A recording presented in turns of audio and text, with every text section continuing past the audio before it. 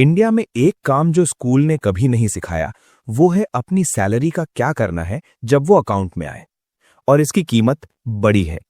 एक सेबी की स्टडी कहती है कि इंडिया के 80% सैलरीड प्रोफेशनल्स, जो लोग रेगुलरली कमा रहे हैं, बिल्स भर रहे हैं, सही काम कर रहे हैं, उनके पास 45 साल की उम्र में एडिक्वेट रिटायरमेंट कॉर्पस नहीं होता।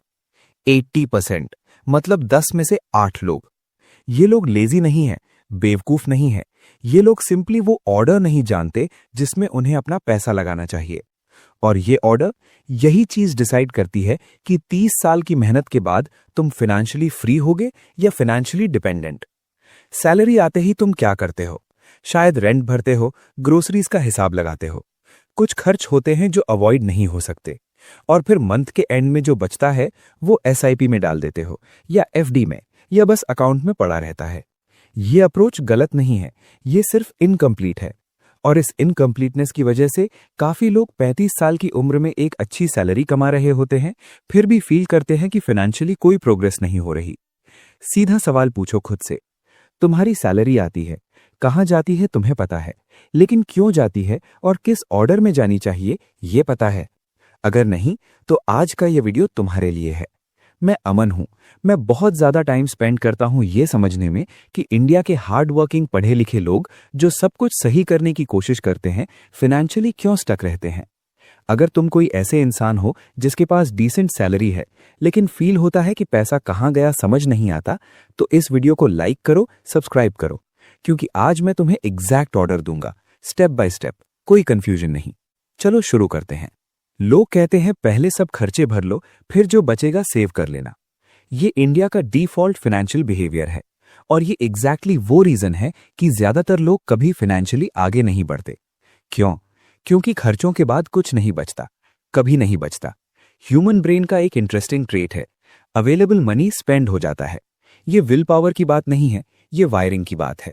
जब पैसा दिखता है, दिल करता है उसे खर्च करो, और अगर सिस्टम नहीं है तो यही होगा हर बार। सही अप्रोच बिल्कुल उल्टी है। पहले सेव करो, इन्वेस्ट करो, और जो बचे उस पर जियो। इसका एक नाम है पे योरसेल्फ फर्स्ट। और ये कोई मोटिवेशनल लाइन नहीं है, ये एक प्रूवन फाइनेंशियल सिस्टम है जिसको फॉलो करने वाले लोग कंसिस्टेंटली बाकी लोगों से ज्यादा वेल्थ बनाते हैं, सेम सैलरी पर, सेम सिटी में, सेम एक्सपेंसेस के साथ। लेकिन पे योरसेल्फ फर्स्ट में भी एक ऑर्डर होता है, और ये ऑर्डर बहुत मैटर करता है। गलत ऑर्डर में सही काम करो, रिजल्ट फिर भी रॉन्ग आएगा। सही ऑर्डर में काम करो और कंपाउंडिंग तुम्हारे साथ काम करना शुरू कर देता है। तो चलो स्टेप बाय स्टेप देखते हैं। स्टेप 1, पहले इंश्योरेंस लो, इन्वेस्ट करने से पहले। मैं जानता हूं ये बोरिंग लगता है। कोई भी यूट्यूब वीडियो नहीं बनाता इंश्योरेंस पे, कोई भी व्हाट्सएप ग्रुप में डिस्कस नहीं करता टर्म प्लान। लेकिन ये फाउंडेशन है, और बिना फाउंडेशन के जो भी बिल्ड करते हो वो गिरेगा। 2 चीजें हैं जो नॉन नेगोशिएबल है तुम्हारे पहले इन्वेस्टमेंट रुपीस के पहले, टर्म इंश्योरेंस और हेल्थ इंश्योरेंस। टर्म इंश्योरेंस पहले क्यों? मान लो तुम 28 साल के हो, 50,000 रुपए सैलरी, तुमने एसआईपी शुरू की, 8,000 रुपए महीने, 10 साल में एक डिसेंट कॉर्पस बन रहा है। और फिर एक एक्सीडेंट होता है या सीरियस इलनेस, और तुम नहीं रहे। तुम्हारी फैमिली जो तुम्हारी इनकम पे डिपेंडेंट थी, अचानक फाइनेंशियली अकेली हो गई। वो कॉर्पस जो तुमने बनाया था काफी नहीं है, क्योंकि अभी तो शुरू हुआ था। टर्म इंश्योरेंस ये इंश्योर करता है कि तुम्हारे ना रहने पर भी तुम्हारी फैमिली फाइनेंशियली डेविस्टेट ना हो। कितना कवर? मिनिमम 10 to 15 टाइम्स तुम्हारी एनुअल इनकम, मतलब 6 लाख सैलरी पर मिनिमम 60 to 90 लाख का कवर। और अच्छी बात यह है, टर्म इंश्योरेंस रिलेटिवली सस्ता होता है। 28 साल की उम्र में नॉन स्मोकर 1 करोड़ का टर्म प्लान रफली 8 से 10,000 रुपए साल का, 700 से 1,000 रुपए महीना। ये एक रुपए का भी इन्वेस्टमेंट नहीं है, ये रिस्क मैनेजमेंट है। तुम्हारी बाकी सारी इन्वेस्टमेंट्स की प्रोटेक्शन है ये। हेल्थ इंश्योरेंस भी इसी कैटेगरी में आता है। इंडिया में एक एवरेज हॉस्पिटलाइजेशन, सीरियस नहीं एवरेज, आज की डेट में 50,000 से 2 लाख रुपए इजीली ले जाता है। डेंगू, अपेंडिक्स, एक्सीडेंट, कुछ भी। अगर तुम्हारे पास हेल्थ कवर नहीं है और मेडिकल इमरजेंसी आती है, तुम वही करते हो जो ज्यादातर इंडियंस करते हैं। अपनी सेविंग्स तोड़ते हो, अपनी एफडी तोड़ के देते हो, कभी कभी लोन लेते हो, और इयर्स की सेविंग्स एक इमरजेंसी में रीसेट हो जाती है। कंपनी का ग्रुप इंश्योरेंस है, अच्छा है, लेकिन सफिशिएंट नहीं है, क्योंकि वो जॉब के साथ जाता है। जॉब गई, कवर गया। और जॉब ट्रांजिशंस में अक्सर हेल्थ इश्यूज भी आते हैं। Personal health insurance, minimum 5 to 10 lakh cover, ये लो पहले। इंश्योरेंस के बिना इन्वेस्टिंग करना एक ऐसी कार चलाने जैसी बात है जिसमें सीट बेल्ट नहीं है। स्पीड तो हो सकती है, लेकिन एक एक्सीडेंट सब खत्म। स्टेप 2, इमरजेंसी फंड इन्वेस्टिंग से पहले। सीरियसली, ये एडवाइस तुम 1000 बार सुन चुके हो, और फिर भी इंडिया के ज्यादातर सैलरीड प्रोफेशनल्स के पास प्रॉपरली फंडेड इमरजेंसी फंड नहीं है। क्यों नहीं है? क्योंकि ये बोरिंग लगता है, ये ग्रो नहीं करता एक्साइटिंग रेट पर, ये कोई रिटर्न नहीं दिखाता पोर्टफोलियो में, लेकिन ये चीज डिसाइड करती है कि तुम्हारी बाकी सारी इन्वेस्टमेंट्स जिंदा रहेगी या नहीं। मेरा एक दोस्त है समीर, हैदराबाद में सॉफ्टवेयर इंजीनियर, अच्छा कमा रहा था, 75,000 रुपीज सैलरी। 2 साल से एसआईपी चल रही थी, 12,000 रुपए महीने, कॉपस अच्छा बन रहा था। 2022 में कंपनी ने ले ऑफ किया सडनली। कोई इमरजेंसी फंड नहीं था, 2 महीने में एसआईपी तोड़नी पड़ी, फिर म्यूचुअल फंड्स रिडीम करने पड़े। मार्केट उस वक्त ऑलरेडी डाउन था, तो लॉस पे निकाला पैसा। 3 साल की कंपाउंडिंग एक झटके में। 2 साल बाद वो फिर से जीरो से शुरू कर रहा था, 38 साल की उम्र में। अगर समीर के पास 4 महीने का इमरजेंसी फंड होता, उसकी एसआईपी चलता रहता, इन्वेस्टमेंट्स इंटैक्ट रहती, कंपाउंडिंग नहीं रुकता। इमरजेंसी फंड कितना होना चाहिए? मिनिमम 3 महीने के एक्सपेंसेस, अग्रेसिव मिनिमम। कंफर्टेबल 6 महीने। अगर इनकम अनस्टेबल है, फ्रीलांसिंग है या एक ही अर्निंग मेंबर हो, 9 मंथ्स। कहां रखना है? लिक्विड म्यूचुअल फंड में, सेविंग्स अकाउंट से better return, 6.5 to 7% currently, instantly accessible, एक वर्किंग डे में पैसा आ जाता है। एफडी बेटर नहीं है, क्योंकि प्री मैच्योर विड्रॉल पे पेनल्टी होती है। इमरजेंसी फंड को इन्वेस्टमेंट मत समझो, ये तुम्हारा फाइनेंशियल एयरबैग है, और एयरबैग की जरूरत तब पड़ती है जब तुम्हें एक्सपेक्ट नहीं होती। पहले ये बनाओ, इसके बिना आगे मत बढ़ो।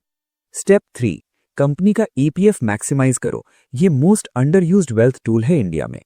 तुम्हारी कंपनी तुम्हारी बेसिक सैलरी का 12% ईपीएफ में कंट्रीब्यूट करती है, और तुम भी 12% कंट्रीब्यूट करते हो। ये फोर्स्ड सेविंग है, ऑटोमेटिकली होती है, तुम्हें कुछ करना नहीं पड़ता। लेकिन प्रॉब्लम यह है कि ज्यादातर लोग ईपीएफ को पैसिवली इग्नोर करते हैं। वो पैसा वहां बैठा रहता है, उन्होंने कभी सीरियसली काउंट नहीं किया कि 30 साल बाद वो कितना होगा। ईपीएफ की इंटरेस्ट रेट अभी 8.25% है। ईपीएफओ की एफवाई 2024-25 की declared rate, guaranteed, government backed, tax free on maturity conditions के साथ। कंपेयर करो एफडी से, 7% प्री टैक्स, मतलब 30% ब्रैकेट वाले के लिए इफेक्टिवली 4.9% पोस्ट टैक्स। ईपीएफ 8.25% दे रहा है, टैक्स एडवांटेज्ड, गारंटीड, और तुम्हारा एम्प्लॉयर भी उतना ही डाल रहा है। अगर तुम ईपीएफ में वॉलंटरी प्रोविडेंट फंड यानी वीपीएफ कंट्रीब्यूट कर सकते हो, तो सीरियसली सोचो, सेम 8.25% रेट पर सेम टैक्स बेनिफिट्स के साथ तुम वॉलंटरी कंट्रीब्यूशन बढ़ा सकते हो बेसिक सैलरी के 100% तक। ये इंडिया का सबसे अंडररेटेड डेट इन्वेस्टमेंट है, और ज्यादातर लोग इसकी तरफ ध्यान नहीं देते क्योंकि ये एक्साइटिंग नहीं लगता। लेकिन 30 साल में कंपाउंडेड 8.25% गारंटीड रिटर्न, ये बहुत पावरफुल होता है। स्टेप 3 में ईपीएफ कॉन्ट्रीब्यूशंस एक्टिवली ट्रैक करो, वीपीएफ का ऑप्शन एक्सप्लोर करो, और जॉब स्विच करते वक्त ईपीएफ ट्रांसफर करो, विड्रॉ मत करो। विड्रॉल पे टैक्स भी लगता है और कंपाउंडिंग ब्रेक हो जाता है। स्टेप 4, टैक्स सेविंग इन्वेस्टमेंट्स, लेकिन सही वाले। एटीसी के अंडर 1.5 लाख तक की टैक्स सेविंग इन्वेस्टमेंट्स अवेलेबल हैं, ये तुम ऑलरेडी जानते हो। लेकिन ज्यादातर लोग क्या करते हैं? मार्च में पैनिक करते हैं, कोई भी इंश्योरेंस पॉलिसी ले लेते हैं, एंडोमेंट प्लान, यूलिप, क्योंकि एजेंट ने कहा टैक्स भी बचेगा, इन्वेस्टमेंट भी होगी। ये एक ट्रैप है। यूलिप और एंडोमेंट प्लान्स में चार्जेस इतने ज्यादा होते हैं कि एक्चुअल रिटर्न बहुत कम होती है, कभी कभी इन्फ्लेशन भी बीट नहीं करते। सही एटीसी इन्वेस्टमेंट्स क्या हैं? ELSS, equity linked saving scheme, सिर्फ 3 साल का लॉक इन, सबसे कम किसी भी एटीसी ऑप्शन में, और लॉन्ग टर्म में equity returns, historically 12 to 14% CAGR India में, टैक्स सेविंग भी, वेल्थ क्रिएशन भी। PPF, public provident fund, 15 years lock in, लेकिन 7.1% currently, completely tax free EEE status, मतलब इन्वेस्ट करते वक्त, ग्रो करते वक्त और निकालते वक्त तीनों जगह टैक्स नहीं। डेट पोर्शन के लिए परफेक्ट। ईपीएफ हम स्टेप 3 में कवर कर चुके हैं। NPS, national pension scheme, additional 50,000 rupees की डिडक्शन 80 सीसीडी 1B के अंडर, 80C के ऊपर एक्स्ट्रा। अगर तुम लॉन्ग टर्म रिटायरमेंट प्लानिंग कर रहे हो तो एनपीएस का ये एडिशनल बेनिफिट काफी वैल्यूएबल है। फॉर्मूला सिंपल है, 80C में ईएलएसएस और पीपीएफ का कॉम्बिनेशन रखो, एडिशनल 50,000 के लिए एनपीएस देखो और कोई भी इंश्योरेंस प्रोडक्ट सिर्फ टैक्स बचाने के लिए मत लो। स्टेप 5, अब इक्विटी इन्वेस्टमेंट शुरू करो। यहां एक्चुअल वेल्थ बनता है। Insurance done, emergency fund done, EPF optimised, tax saving done. अब जो पैसा बचता है ये तुम्हारा एक्चुअल इन्वेस्टमेंट कैपिटल है और यहां कंपाउंडिंग का असली खेल शुरू होता है। और यहां एक क्रिटिकल साइकोलॉजिकल शिफ्ट चाहिए। ज्यादातर लोग स्टॉक मार्केट को जगह समझते हैं जहां लकी लोग पैसा बनाते हैं, या फिर 2008-2020 याद करते हैं, भाई मार्केट में तो सारा पैसा डूब जाता है। गलत फ्रेम है। Equity mutual fund, specially index fund या डाइवर्सिफाइड फ्लेक्सी कैप फंड, मतलब तुम इंडिया की ग्रोइंग इकोनॉमी का एक छोटा सा हिस्सा खरीद रहे हो। तुम रिलायंस, टीसीएस, एचडीएफसी बैंक, इन्फोसिस, इन सब कंपनीज के छोटे छोटे पार्ट ओनर बन रहे हो। इंडिया का जीडीपी 7.4% ग्रो कर रहा है। कॉर्पोरेट अर्निंग्स एक्सपैंड हो रहे हैं, ये कंपनीज प्रॉफिट बना रही हैं और उस प्रॉफिट का एक छोटा सा हिस्सा तुम्हारा है जब तुम इक्विटी में हो। निफ्टी 50 ने लास्ट 20 सालों में रफली 13 to 14% CAGR दिया है, मतलब रफली हर 5.5 साल में पैसा डबल। एफडी में पैसा डबल होता है 10 साल में 7% पे, प्री टैक्स। सिंपल है, इक्विटी पे टाइम दो, मार्केट शॉर्ट टर्म में अप डाउन करता है, लॉन्ग टर्म में ग्रोथ करता है। कहां इन्वेस्ट करो? पहली बार इन्वेस्टर्स के लिए निफ्टी 50 इंडेक्स फंड या Nifty 50 index ETF, simple, low cost, diversified, कोई कॉम्प्लिकेटेड रिसर्च नहीं चाहिए। थोड़ा एक्सपीरियंस के बाद फ्लेक्सी कैप फंड ऐड करो। फंड मैनेजर फ्लेक्सिबिलिटी के साथ large, mid and small cap में इन्वेस्ट कर सकता है। और SIP करो, सिस्टमैटिक इन्वेस्टमेंट प्लान। हर महीने fixed amount auto debit, market ऊपर हो या नीचे SIP चलता रहे। क्यों SIP? क्योंकि तुम्हारा ब्रेन मार्केट टाइमिंग में टेरेबल है, मेरा भी, सबका भी। जब मार्केट गिरता है डर लगता है, निकलो। जब मार्केट ऊपर होता है लगता है अब डालो। यही बिहेवियर ज्यादातर रिटेल इन्वेस्टर्स को नुकसान पहुंचाता है। SIP उस डिसीजन को ऑटोमेट कर देता है। तुम्हें हर महीने डिसाइड नहीं करना कि मार्केट सही है इन्वेस्ट करने के लिए। पैसा चला जाता है, मशीन चलती रहती है। एम्फी डेटा, फरवरी 2026 में 9.44 crore active SIP accounts, monthly SIP inflow 25,000 crore rupees के आसपास। ये डिसिप्लिन्ड इन्वेस्टर्स हैं जो मार्केट क्रैश में भी SIP चलाते रहे, कोविड में, 2022 करेक्शन में, और आज उनका कॉर्पस उन्हें रिजल्ट्स दे रहा है। कितना इन्वेस्ट करो इक्विटी में? सिंपल स्टार्टिंग फॉर्मूला, अपनी टेक होम सैलरी का मिनिमम 20%। अगर 50,000 है टेक होम, 10,000 इक्विटी SIP में। ये नेगोशिएबल है, ऊपर की तरफ, नीचे की नहीं। स्टेप 6, अपना SIP हर साल 10% स्टेप अप करो। ये स्टेप अलग इसलिए है क्योंकि ज्यादातर लोग ये करते ही नहीं, और ये एक एक स्टेप है जो तुम्हारे वेल्थ ट्रेजेक्ट्री को कंप्लीटली बदल देता है।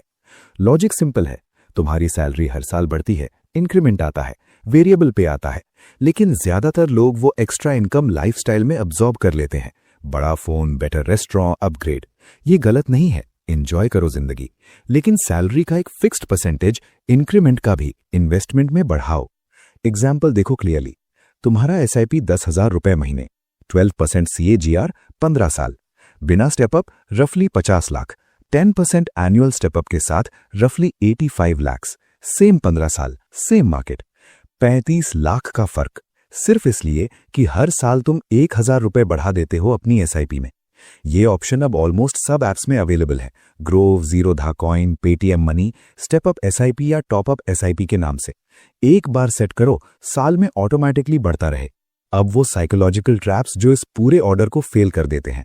मैं नंबर्स दे चुका हूं, स्टेप्स दे चुके हैं, लेकिन ये सब काम नहीं करेगा अगर ये ट्रैप्स समझ नहीं आए। ट्रैप 1, मार्केट गिरा, SIP रोका।